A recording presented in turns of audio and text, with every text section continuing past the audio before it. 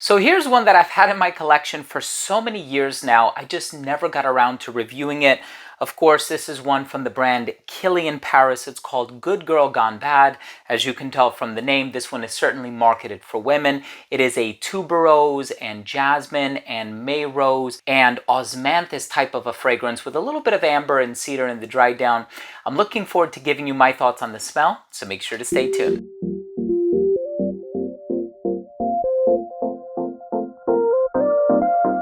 Now, before I begin today's episode and I give you my thoughts on Good Girl Gone Bad by Kilian Paris, I'll tell you what I get from the entire fragrance, the smell, the notes, the performance, comparisons, longevity, all that good stuff. But before I begin, I do want to mention that if you are a fan of fragrance-related content, please do consider supporting the channel by subscribing to it. All you have to do is click that red button down below. It's absolutely free and it would mean so much to me. Hit the bell icon and click where it says enable all notifications because I do upload on a daily basis, and give this video a thumbs up by the end of the video if you enjoyed it or if you took something of value from today's episode. It would really mean a lot to me. So of course, when it comes to the brand Kilian Paris, there's a lot of wonderful fragrances: Straight to Heaven, Vodka on the Rocks, Dark Lord, Angel Share, Roses on Ice, Apple Brandy on the Rocks, Blue Moon is a more recent release from the brand. So there's so much that this brand has put out over the past several years, and of course I've been a fan of this brand for well over a decade now, I would say, and I've acquired at least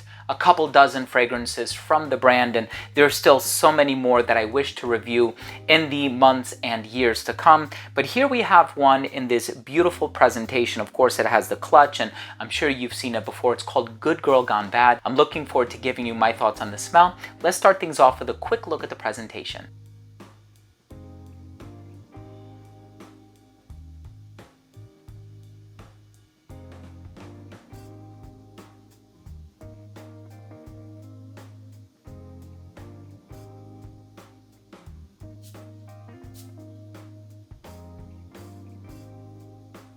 Now, the star players in this fragrance are the Osmanthus and the Tuberose. This is a beautiful, clean, starchy, white floral kind of a fragrance. And it's funny because as soon as I smell that white floral vibe, whether it be jasmine or gardenia or what have you, I always think of purity, I think of innocence, I think of tranquility, I think of youth. Now, when you think about the name Good Girl Gone Bad, you think to yourself, what is the bad element? In what way is it going to have a bit of an evil, a conniving, or even a nefarious twist, a malevolent twist? And you know, it does get a bit darker in the dry down. You have the cedar wood, you have the amber. Now, the osmanthus in here is so rich, and I've tried osmanthus oil in its natural form, and it actually smells a bit peachy. It's very strong. It has this starchy quality about it, something that I would even equate to the note of iris, even though this doesn't smell buttery or lipsticky or anything like that. But there is a fullness about this fragrance that I really, really love and that I really appreciate. Now, the jasmine and the clean white floral elements in this fragrance smell exactly how the bottle looks, and I really love it for that reason. I love fragrances that are able to put out, you know, presentations that kind of mimic what you can expect from the smell. And Baccarat Rouge 540 by Maison Francis Kurkdjian in that iconic red cubic bottle is exactly what I expect from the smell, and it's what you get as a consumer. But this opens up very clean, it's fresh, it's starchy, not too much of an emphasis on citrus or anything like that. It's all about the floral ingredients in here, and the May rose that is in here is so smooth and velvety. And you know, there are some varieties of rose that are kind of on the dark side. They're spicy, they're jammy, they're full. Not here. It has a certain smoothness about it, and it's uniform with the other floral ingredients.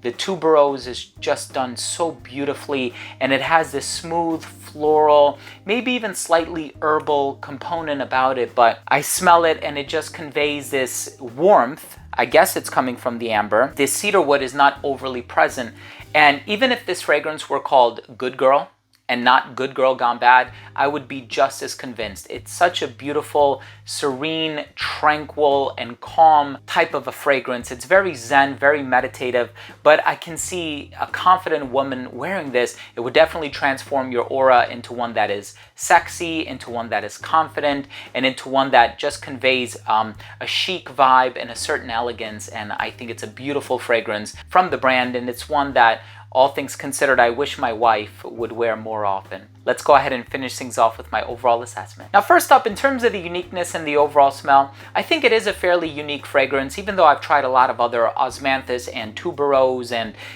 rose types of fragrances. The one thing that I really admire about this one is that it's not your typical fruity floral. More often than not, you find peach or apricot in a fragrance, and this one kind of does away with that fruity component and keeps it smelling floral, and the florals are done so exceptionally well in this fragrance. Longevity is a solid 8 hours.